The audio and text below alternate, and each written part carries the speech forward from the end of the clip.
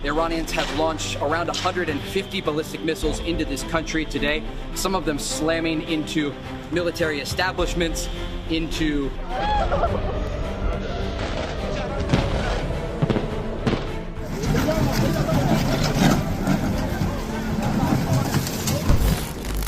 Memasuki hari ketiga aksi saling serang yang berlangsung antara Iran dan Israel masih belum mereda. Pasca Israel menyerang beberapa fasilitas nuklir Iran untuk pertama kalinya pada 13 Juni lalu, Iran tidak tinggal diam dan tak hentinya melancarkan serangan demi serangan mematikan.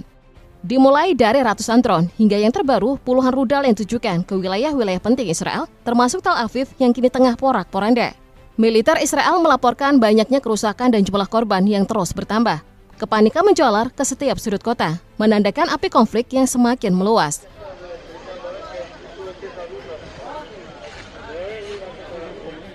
Dampak dari serangan-serangan Iran pun telah menghancurkan beberapa bangunan dan merusakkan ratusan apartemen, serta kendaraan yang ada di distrik Ramat Gan di Tel Aviv.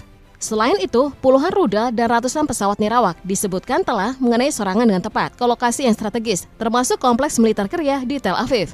Kiryat ini sering disebut sebagai Pentagon Israel, sebuah area di pusat Tel Aviv yang terdiri dari pangkalan militer perkotaan yang terletak di sebelah utara Jalan Kaplan.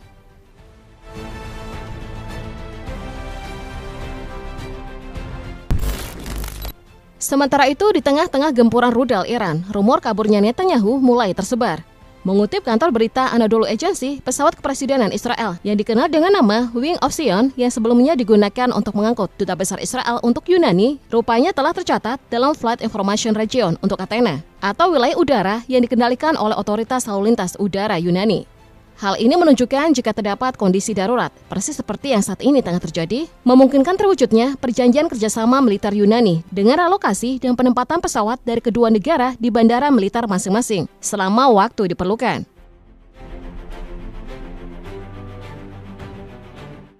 Dengan adanya fakta tersebut, spekulasi kepergian Netanyahu dari wilayah Israel pun semakin menguat.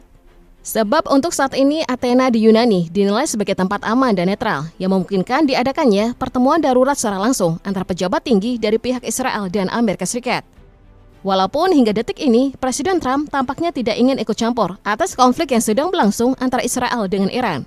Kerusakan yang terus dilaporkan di wilayah penting Israel, jumlah korban yang masih terus bertambah, dan Netanyahu yang dirumorkan melarikan diri semakin menjelaskan bahwa gempuran rudal Iran sedemikian berdampak. Pada saat seperti ini, beberapa pihak pun mulai mempertanyakan mengenai efektivitas Iron Dome, sistem pertahanan udara Israel yang selalu disebut-sebut sebagai yang paling canggih. Kini sistem tersebut justru kedapatan tak mampu menahan serangan Iran, membuat kecanggihannya semakin diragukan. Mengapa hal ini bisa terjadi?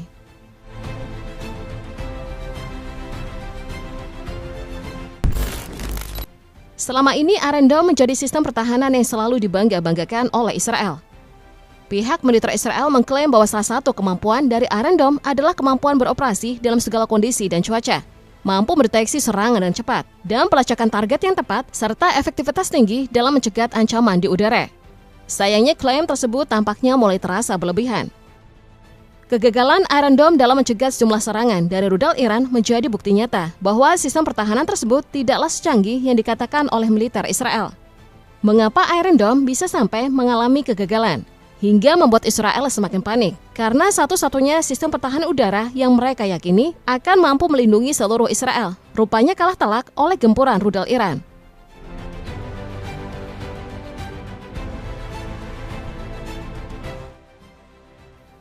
Pada mulanya Israel sendiri yang mengembangkan Iron Dome setelah Perang Lebanon 2006. Namun setelah beberapa lama, Amerika Serikat kemudian mendukung pengembangan Iron Dome dengan cara memberikan pengetahuan pertahanan dan dukungan finansial yang jumlahnya miliaran dolar.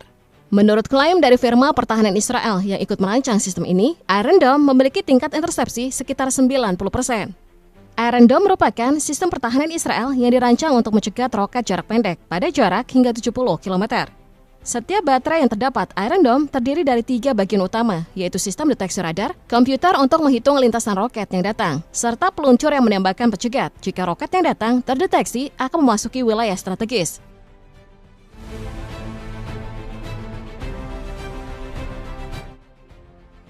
Menurut Muhannad Salom dari Institut Studi Pascasarjana Doha, Iron Dome hanya dapat mencegat roket jarak pendek.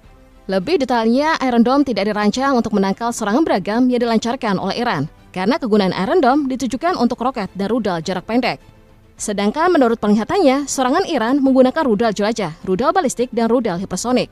Tentu saja, Iron Dome tidak mampu menahannya.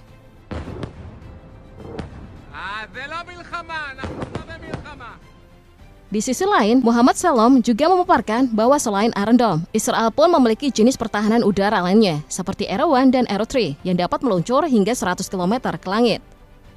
Lalu ada pula sistem Dove-Sling dapat mencegat proyektil dari jarak antara 20 km hingga 70 km di udara. Sistem-sistem pertahanan ini pun dapat ditempatkan di berbagai sudut negeri secara bersamaan. Namun bahkan jika memang semua sistem tersebut sudah dikerahkan, ia tetap melihat bahwa Israel karena digempur habis-habisan selama hampir 3 hari dari Iran ini.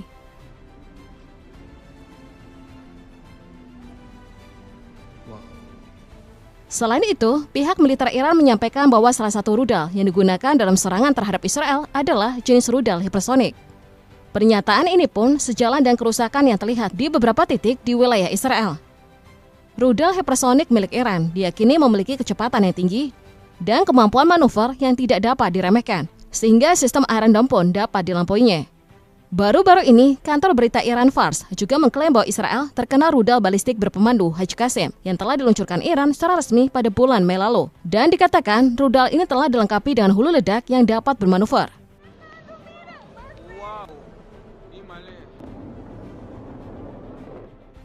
Namun bertentangan dengan klaim Iran, pejabat militer Israel menyebutkan bahwa rudal yang diluncurkan ke Israel oleh Iran adalah jenis rudal yang tidak dapat bermanuver. Mirip dengan rudal yang ditembakkan ke Israel pada bulan April dan Oktober 2024 silam. Pejabat militer juga mengatakan dengan tegas kepada media The Times of Israel bahwa rudal Iran bukanlah sesuatu yang tidak dapat kami cegat. Mereka juga mengatakan bahwa sebagian besar peluncur rudal Iran telah rusak. This morning, the IDF began preemptive and precise strikes, targeting the Iranian nuclear program.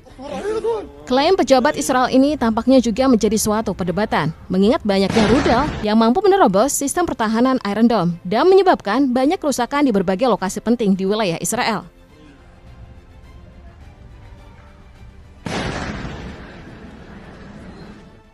Dalam perkembangan terbaru, terdapat sekitar 300 penduduk di Tel Aviv Raya dan 100 di Ramat Gan yang terpaksa harus dievakuasi karena kerusakan yang terjadi di rumah mereka. Walaupun media Israel dikabarkan berusaha terus menutupi seberapa besar tingkat kerusakan yang terjadi, akan tetapi informasi mengenai korban tewas dari rudal Iran sejauh ini diketahui menewaskan sedikitnya 3 warga Israel dan melukai 70 orang. Termasuk di antaranya adalah 7 tentara.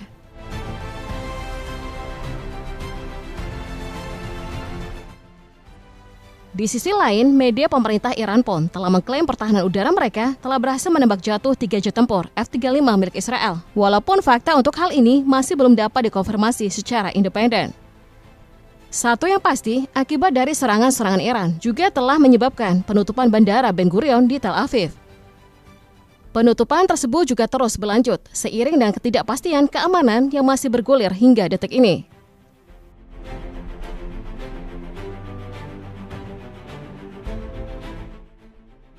Pada Sabtu malam, Iran meluncurkan gelombang serangan rudal yang lebih dahsyat terhadap Israel. Dan pada saat itu, Haifa menjadi salah satu wilayah dari sasaran gelombang rudal tersebut. Kebakaran dan asap terjadi di sebuah lokasi yang sensitif di Haifa dan beberapa lokasi lainnya di Israel.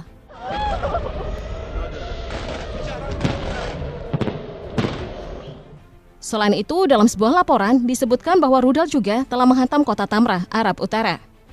Berdasarkan informasi dari petugas tanggap darurat Israel, terdapat sedikitnya 5 orang yang terluka di Haifa. Dan mencatat bahwa sebuah rudal Iran menghantam sebuah bangunan berlantai 2 di Tamrah, yang menewaskan seorang wanita dan melukai 13 orang lainnya.